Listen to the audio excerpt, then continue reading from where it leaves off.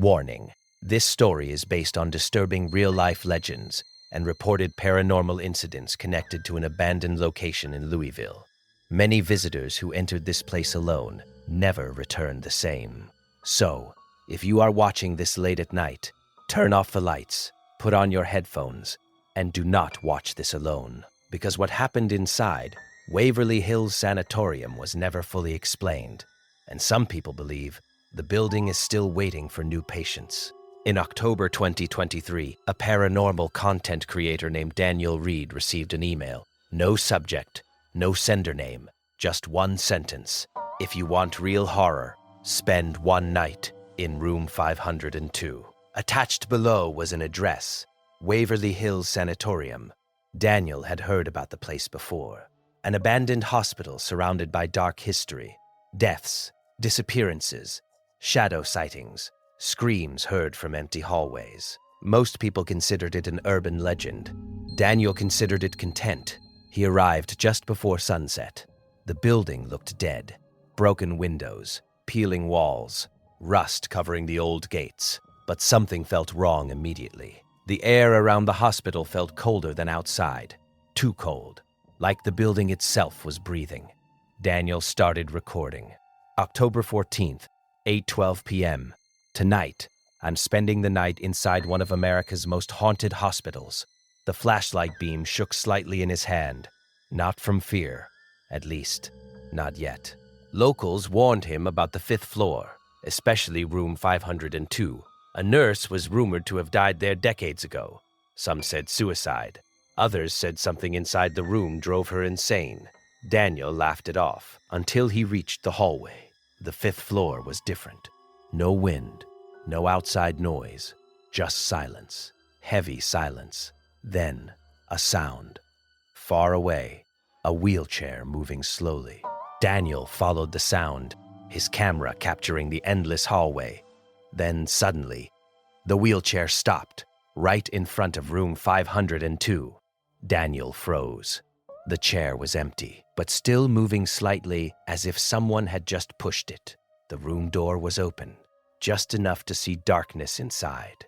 Then, a whisper. Soft, close. Don't let it see you. No one there. The room smelled strange. Rot, medicine, something metallic. The flashlight revealed old hospital equipment, a broken bed, straps hanging from the sides. Then Daniel noticed something on the wall. Scratches, hundreds of them. Deep marks carved into the paint and written repeatedly between them. He watches the hallway. Daniel felt sick. That's when everything changed. The hospital intercom suddenly turned on. Static exploded through the building. Then, a woman's voice, distorted, crying. Patient 502 has escaped. Daniel's breathing stopped. Then another voice interrupted. Deeper, not human. Find him. Daniel slowly stepped outside room 502. The hallway lights flickered weakly, and at the far end, someone stood there. Tall, completely still. Too tall. Its head tilted unnaturally. Daniel whispered, "No." The figure didn't move, but the lights flickered again, and suddenly it was closer. Then came the sound, bare feet slamming against the hallway floor, fast, rushing toward him. Daniel ran inside room 502 and slammed the door shut. The footsteps stopped outside. Silence. Then, scratching, slow scratching on the door. Daniel backed away slowly, trying not to breathe loudly. Then, a voice whispered from under the hospital bed, right beneath him, "It knows your name." Daniel's blood turned cold, because he never told anyone his name inside the building. Then the voice whispered again, "Daniel." His camera screen suddenly glitched. Static covered the footage. Then, for 1 second, a face appeared.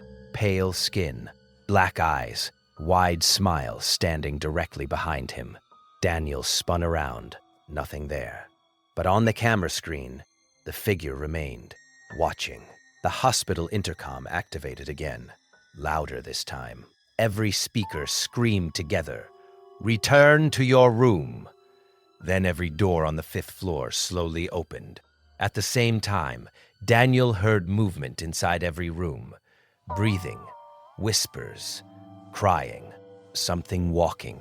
Shapes slowly emerged from the darkness. Thin figures, twisted bodies, hospital gowns dragging across the floor. All of them staring at Daniel, none of them blinking. Then, all together, they pointed toward him. Daniel remembered the old escape tunnel beneath the hospital. He ran, down the stairs, into darkness. The tunnel smelled wet and rotten. His flashlight flickered constantly. Then he heard footsteps behind him again. Not one pair, dozens. Running. At the end of the tunnel, Daniel saw daylight, freedom. He sprinted toward it.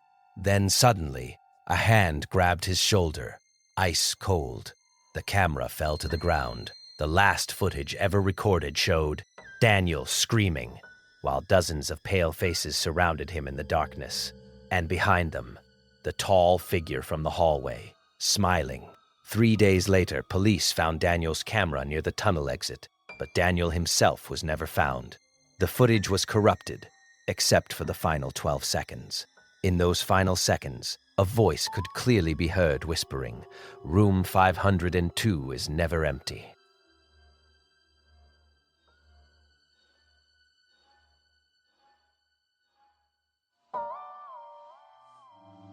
This story is based on disturbing reports and unexplained incidents from deep forest regions in the United States. Some details were never officially recorded. Some people who experienced this never spoke about it again. So if you're watching this alone, turn off the lights, use headphones, because what you're about to hear is not just a story. It's something that might still be out there, waiting in the woods. In 2022, a forest ranger named Cole was assigned to monitor a remote section of Black Hills National Forest. The area was rarely visited. No tourists, no signals, no recorded trails, just miles of dense forest. Cole had worked alone before, but this place felt different, too quiet, even during the day. No birds, no insects, nothing. His station was a small wooden cabin, old, barely maintained. Inside, there was a radio system, outdated, almost broken. Cole turned it on.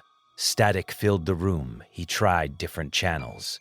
Nothing, just noise, until a voice came through. Faint, broken, "Don't answer." Cole froze. "Hello?" No response, just silence. At 2:19 a.m., the radio turned on by itself. Loud static. Then, a voice. Clear this time. Cole. His blood ran cold. He never used his name on the radio. "How do you know my name?" The voice whispered, "Because you're already here." Cole stepped outside. The forest was pitch black. His flashlight barely cut through the darkness. Then, he heard something. Footsteps, but not walking, dragging, slow, heavy, circling the cabin. Cole backed inside, locked the door. The radio crackled again. "Don't let it see you." Every night at 2:19 a.m., the same thing happened. The radio turned on. The voice spoke, but something changed each night. It knew more about him, about his past, things no one else knew. Cole checked the radio logs. There were recordings, old ones, years old. He played one. A man's voice, panicked. "It's copying me. It's using my voice." Then screaming. Then silence. One night, Cole looked at the cabin window and saw something behind him. He turned. Nothing. He looked again. In the reflection, a figure stood inside the cabin, right behind him. But when he turned, it wasn't there. The radio spoke again. "You weren't the first." Cole's hands trembled. "What do you mean?" "You replaced him."